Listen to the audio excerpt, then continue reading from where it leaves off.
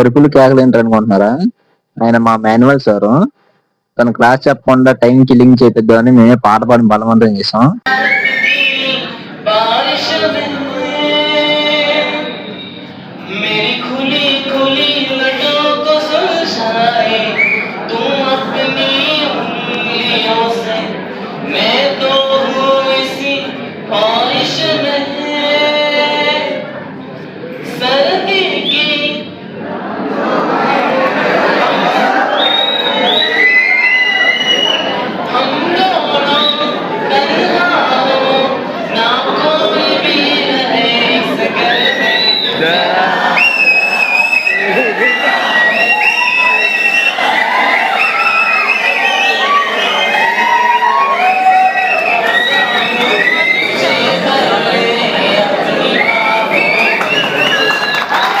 మీరు కూడా మీ క్లాస్ లో ఇలా చేస్తుంటే కామెంట్ చేయండి.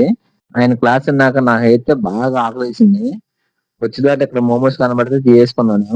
చల్లటి వాతావరణంలో వేడి వేడి మోమోస్ ని మైనీస్ లో ముంచుకొని తింటే చాలా హాయిగా అనిపించింది. సబ్స్క్రైబ్.